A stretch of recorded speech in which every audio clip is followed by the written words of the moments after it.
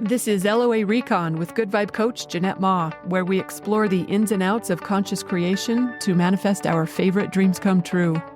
Let's have some fun together. Okay, super common question in manifesting circles is whether to focus on creating the big dream or whether to put attention on manifesting the next obvious step on the way to the big dream. Like when someone's manifesting weight loss, should they focus on losing the next 5 pounds, or is their attention better placed on the ultimate 25-pound weight loss goal? Or like if someone was manifesting money, should they dial on the next incremental milestone or go for the gold? Or in business, should they focus on the next new client or the thriving empire? Here's the answer. It doesn't matter. Not really. Well, I should say your focus isn't what matters.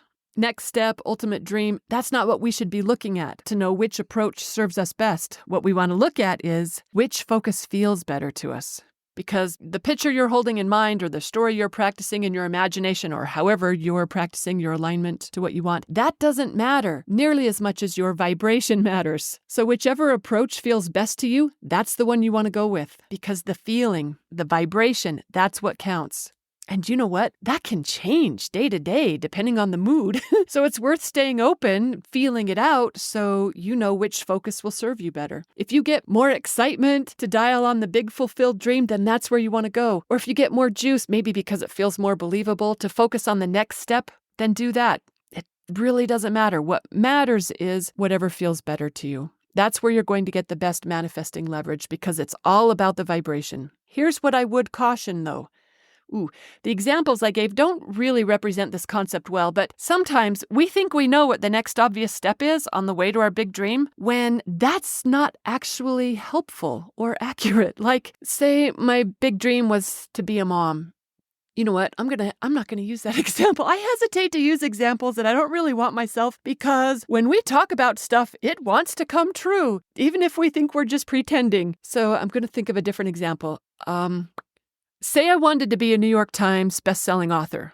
Okay, that one wouldn't hurt my feelings so much if that happened. So say I've written an amazing book that I think the world should know about. And it might seem like the next obvious step is to get an agent, and then a publishing deal, and then a book tour, or whatever most people think is required in order to have a New York Times best-selling book. So some manifestors might think the thing they need to create next is the agent, and they put all their focusing effort on that. But you know what? That's not what they really want. They don't really want an agent, not ultimately. And it's possible universe knows an easier way to get us what we want.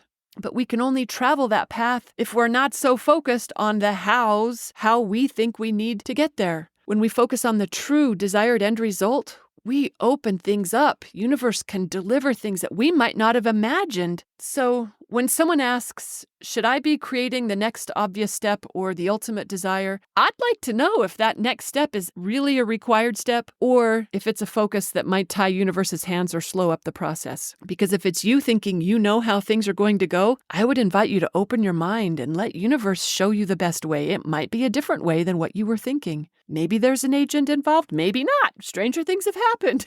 If the agent's required or whatever the element is that we think is so important, then it'll come.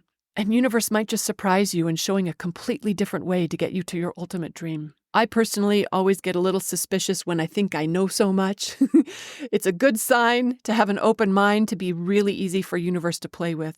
Here's another thing. In that example I used, I would say that wanting to be a New York Times best-selling author, I don't think that's even the ultimate dream. I suspect it's something deeper than that. Maybe it's the recognition or the validation or the payday someone thinks comes with that. Or maybe it's the impact that you believe your work will have on the world. I'm just saying that New York Times bestseller status, that might be a how in itself rather than an ultimate dream. You know what I mean? It's worth dialing on what the true desire is and then letting universe show us the best way there. This stuff is worth thinking about because we will manifest whatever we line up with, so it's worth getting it right the first time. Thanks for listening, everyone, and happy manifesting.